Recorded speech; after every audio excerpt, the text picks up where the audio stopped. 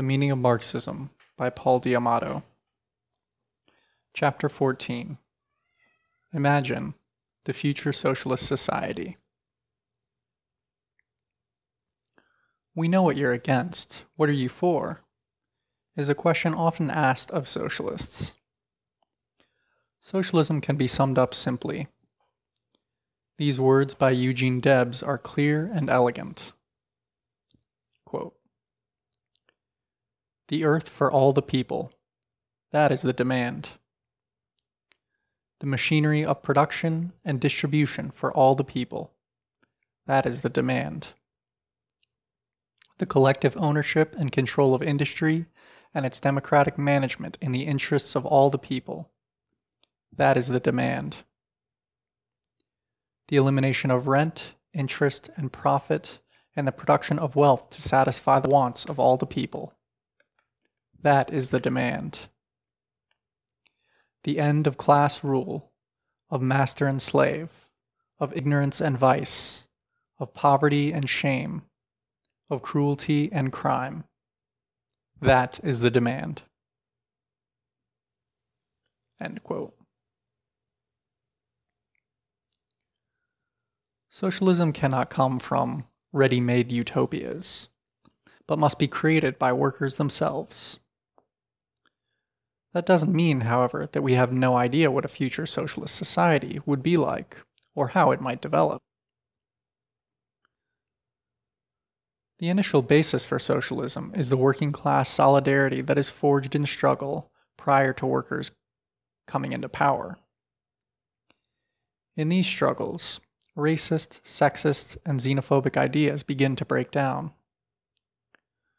The mass struggles that are necessary to bring down the old order are also necessary to begin the process of creating a different human being. But this is only the starting point. Socialism will be created by people emerging from a system that stunted and suppressed their human potential. Only over a long transition period will a new generation of people be raised who are free from these old constraints. "What we have to deal with here," wrote Marx, quote, "is a communist society not as it has developed on its own foundations, but, on the contrary, just as it emerges from capitalist society, which is thus in every respect, economically, morally, and intellectually, still stamped with the birthmarks of the old society from whose womb it emerges." End quote.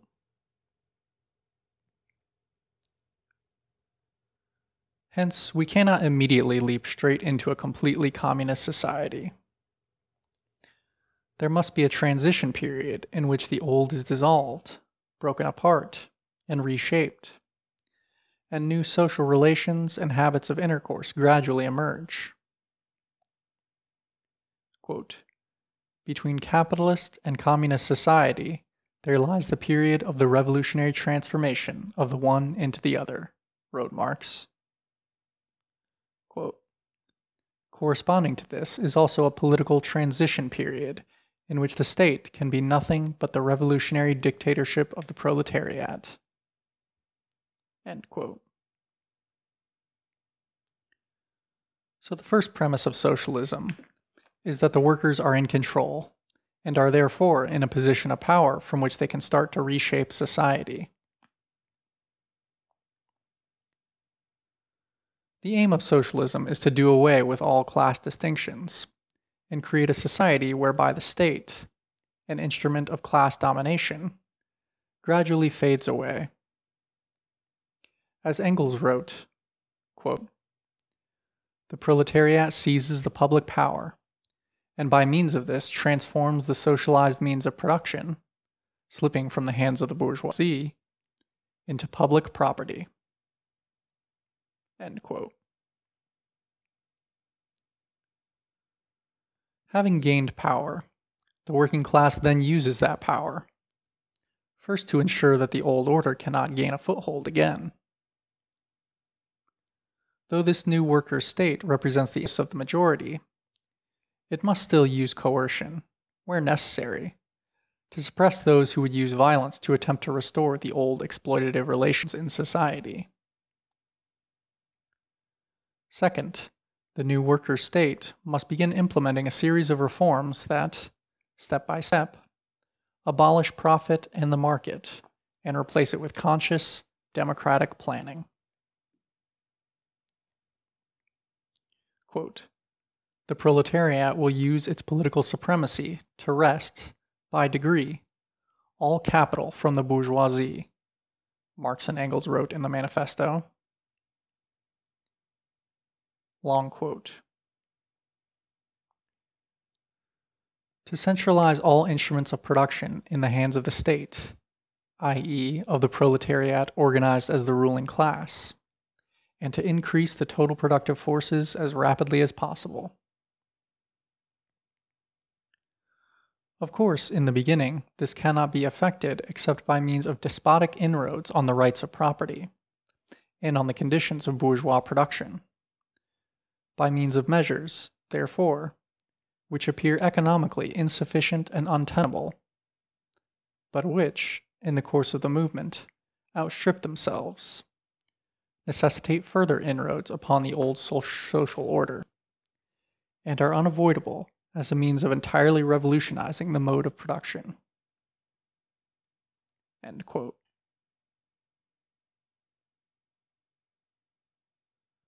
Some of these measures might include introducing a progressive income tax against the rich, establishing free education at all levels, abolishing advertising and all other wasteful and costly diversions, with the use of these funds going towards health, education, and artistic needs, instituting free abortion on demand and free childcare provisions, confiscating all empty houses and mansions of capitalist developers and the rich in order to house the poor and homeless, immediately reducing the workday and providing jobs for the unemployed, creating a community police force based on a rotating, elected basis.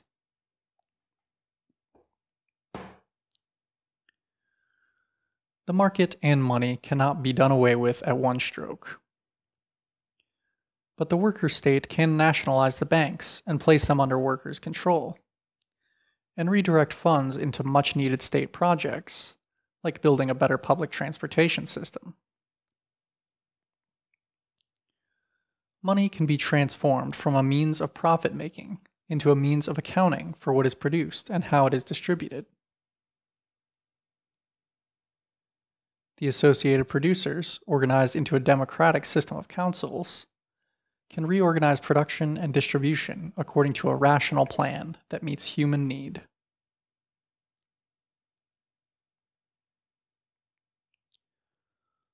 Although inequality cannot be abolished all at once, a number of measures could be implemented to uproot it.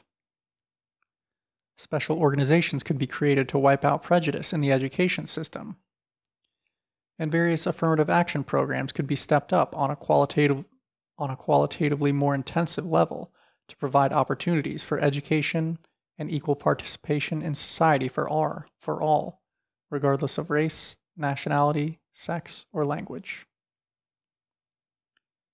Education could be provided in all languages, and could be designed to allow individuals to switch jobs, moving from intellectual to manual work with ease.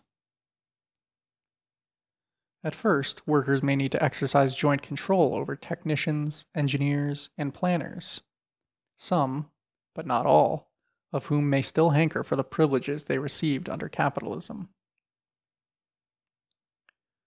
But the extensive reorganization of education and the production process would give everyone the opportunity to pursue a variety of jobs, gradually weakening the barrier between mental and manual labor, and providing an environment in which the full potential of every individual was given the means to develop.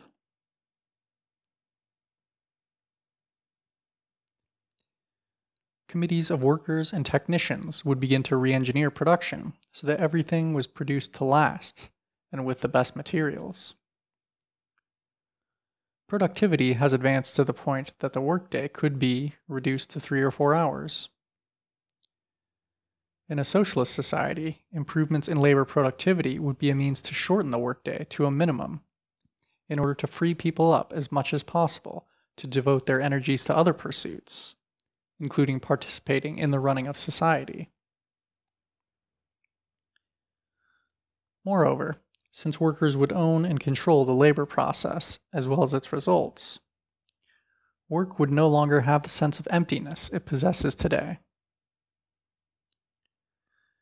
Instead of workers dreaming of Fridays and working only in order to receive a paycheck, work would be a source of fulfillment. The mad intensity of work today, whose pace is a mental health issue for millions, will be humanized in a society where workers control the nature and pace of work collectively.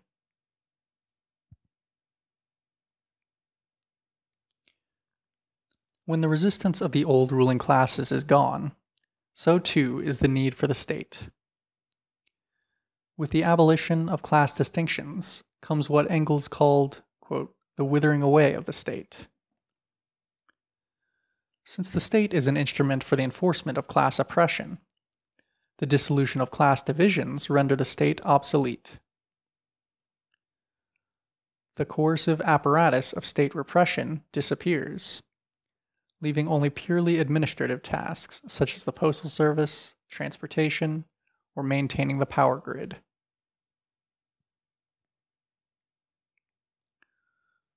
What replaces the state is the free association of people, communism. Society is administered according to a plan, but there is no need for organized coercion, because everyone gives what they can and takes what they need. Society might freely choose or pick volunteers to handle small-scale threats of violence, for example from deranged individuals, or to diffuse drunken brawls. But because society is not divided into classes, this coercion would be incidental rather than systematic, and could be handled without the need for, quote, special bodies of armed people.